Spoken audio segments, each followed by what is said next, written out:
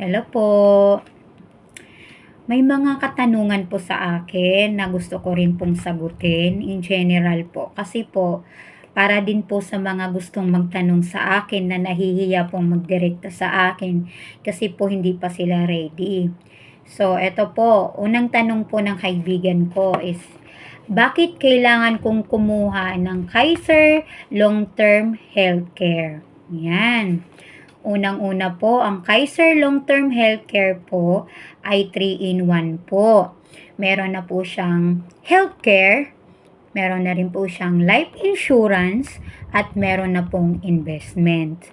Ang healthcare po, ito po yung pag nagkasakit tayo, covered po tayo ni Kaiser Company. Sila po ang magbabayad as long as may funds po tayo dito or ipon. Ang life insurance naman, ito po yung makukuha na instant money ng ating family pag tayo po ay mawala na, or especially the breadwinner. So, maitutuloy pa rin nila ang kanilang buhay kung mga nag-aaral pa po sila, kung may mga bayaran, maitutuloy pa rin nila yun kahit wala ka na. Pangatlo, ito po yung investment sides na halimbawa hindi tayo nagkakasakit, healthy tayo. Ayun, may return of investment po. Nag-grow po ang ating ipon dito hanggat aabot ng milyon. Ayan, pangalawang tanong. Bakit po ako kukuha ng Kaiser long term kung libre naman po ako sa amo ko? Ayan, or sa company ko. Kung mga nagtatrabaho kayo sa company. Yung tanong nyo po is, kung bakit ka kukuha. Kailangan mo pong kumuha kasi po, yung meron ka rin lang ngayon is yung short-term healthcare po. Yan po yung ino-offer or binabayaran ng mga amo natin para sa atin as benefits po. Every year po, nire-renew natin yon, binabayaran nila yon. Pero, pag hindi tayo nagkakasakit, swerte ng mga company, 'di ba? Walang return of investment. So bayad lang sila ng bayad. Or kung ikaw man ang nagbabayad para sa short term mo. Pangatlo po, sa company pala, ganun din po sa company. Ang company po ang nagbabayad pag nagkakasakit tayo.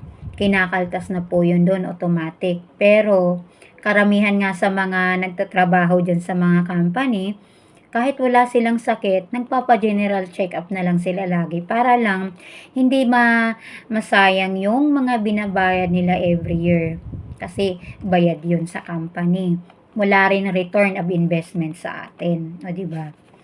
Pangatlo na tanong, ano ba ang pagkakaiba ng healthcare ko sa amo ko at sa ino-offer mong long-term healthcare? Ayun, ang pagkakaiba nga po is, yung meron ka lang ngayon is ang short-term healthcare na binabayaran ng amo mo. Hindi naman natin alam na ang buhay natin kung hanggang saan lang, di ba? So, kailangan po, may nakaprepare din po tayong pang long term kasi hindi na po natin madadala itong short term healthcare natin sa mga amo natin or sa mga company. Pag tayo po ay tapos na magtrabaho or nag-retire na. So, ang kagandahan po ng ino-offer ko, yung long term healthcare, ito nga po ay may investment sides na pwede nating magamit pagdating ng maturity. Ayan, mas malaki na ang ipon natin dito. Ayan, aabot na po yan ng milyon hanggat gusto mo. Ayan, so, yun lang po. Tandaan nyo po, ang buhay ay unpredictable. Kailangan po maging prepare tayo kung mahal mo ang pamilya mo at mahal mo ang sarili mo. Ayan, prepare. Thank you po.